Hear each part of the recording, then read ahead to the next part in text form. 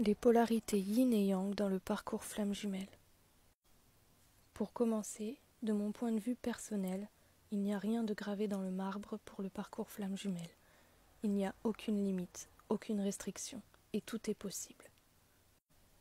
Sur cette vidéo, je m'exprime d'après mes ressentis et d'après mes expériences sur le parcours flamme jumelle. Mais ce n'est absolument pas à prendre pour acquis ou comme vérité absolue.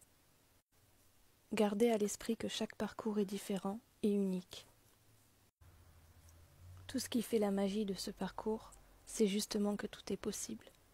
Le chaser peut aussi bien être yin que yang, tout comme le runner qui peut être aussi bien yin que yang. Chacun étant le miroir de l'autre. Il nous renvoie alors l'image de nos blessures. Les deux jumeaux portent chacune des polarités en lui, autant le yin que le yang. L'un aura un yin blessé, tandis que l'autre aura un yang blessé. Chacun des jumeaux travaillera alors à guérir cette polarité blessée. Sur le chemin de nos guérisons, nous atteignons l'équilibre du yin et du yang. L'harmonie entre l'être et le faire. Nous sommes alors totalement complets, l'un comme l'autre. Mais atteindre cet équilibre reste un long chemin d'éveil et de guérison des blessures. Car ce mariage entre la polarité féminine et la polarité masculine doit d'abord se faire en nous, avant de se concrétiser dans la matière. Car sans cet équilibre, nous pouvons passer d'un état yang à un état yin. Selon les moments, nos états d'esprit ou les blessures activées. Tout au long du parcours, nous passons donc de notre polarité innée à notre polarité blessée. Et quand l'un passe dans le yin, l'autre passe alors dans le yang. Alors ne vous accrochez pas trop aux polarités yin ou yang, ou aux mots chaser et runner, car finalement ça n'existe pas réellement. Ce ne sont que des étiquettes que nous avons posées pour mieux comprendre. Mais pour moi, il n'y a pas de comportement prédéfini pour le chaser ou le runner.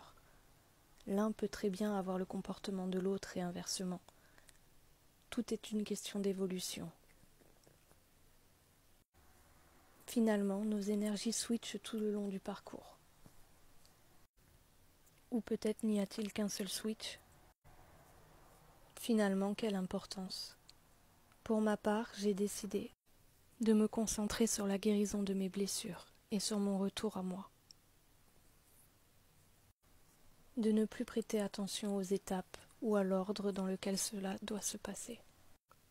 Finalement, ce ne sont que des créations de notre ego, dans le but de nous rassurer et de contrôler la marche à suivre, étape par étape. Pour ma part, j'ai lâché prise sur tout ça. Je reviens à l'essentiel et j'accepte de vivre des choses que je ne comprends pas sans placer des mots dessus. Alors chaser ou runner, yin ou yang, le plus important c'est de retrouver cette harmonie et cet équilibre en nous. Et bien sûr, gardez à l'esprit que je ne détiens pas la vérité absolue. Nous portons tous notre vérité en nous, et le but étant de suivre notre propre guidance intérieure. Alors prenez ce qui vous parle et laissez le reste. Je vous souhaite d'être pleinement heureux dans tous les aspects de votre vie.